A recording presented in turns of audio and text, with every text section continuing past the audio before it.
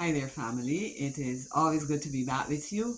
And thank you for joining me as we continue our trek through our theme, Raw Faith. And we have another wonderful story again. And let me ask you a quick question.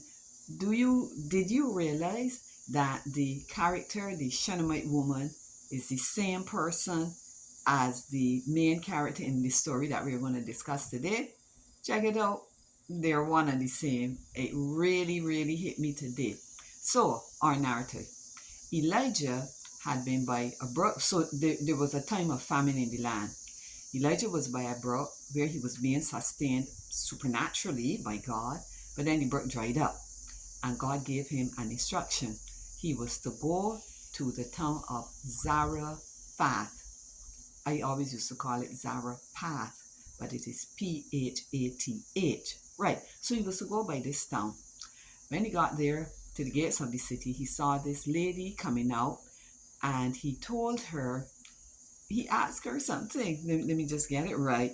He asked her if she would bring him a small cup of water to drink. Um, as she was leaving, he added, and if I could turn him into a Bajan, he added, and while you're at it, bring me a piece of bread to eat too. He's so bold.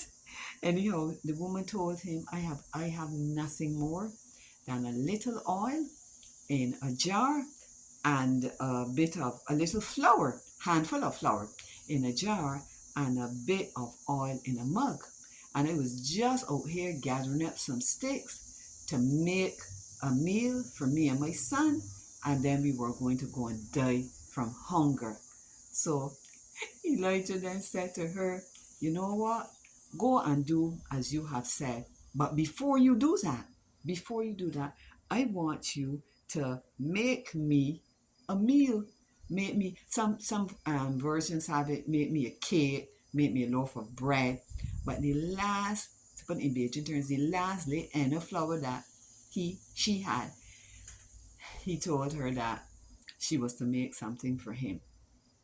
And then he added, it was really a promise.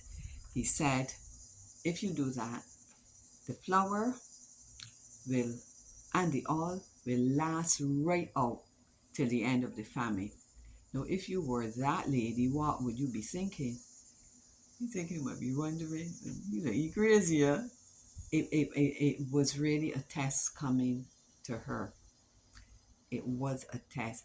Very often, raw faith comes out of a test. And you will notice in this situation too, it was a life and death something. Anyhow, she obviously trusted in God. And note, as you read the narrative for yourself, she was not a Jew, but somehow she knew the God of Israel and she trusted him.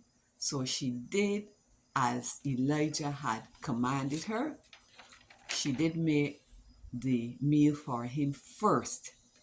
And just as he said, this is just so wonderful. Just as he said, she put self aside. She decided that she would trust God and she would obey. Now, that's the thing about raw faith. Another ridiculous instruction that was given to this lady. But no, again, the prophet was representative of God. His voice was God's voice, as it were, because God spoke through him. So she obeyed. And what was the outcome of the story? The Bible says that the jar of flour, the jar of flour and the oil, they wanted to get the correct terms. Anyhow, the two implements, the two things that she had, the flour and the oil in, never failed. It never ran out. Her needs were met. And that's the thing about raw faith. If God, and again, is who tell you to do whatever you did, if God tells you to do something that seems outlandish, you can expect that he is going to sustain you through the entire time.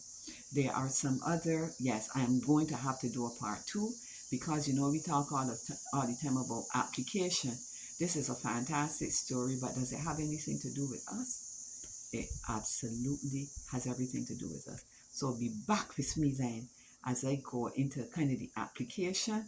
And I want to do a bit of a personal application too as we go into the second part of this fascinating story, The Widow of Zarephath.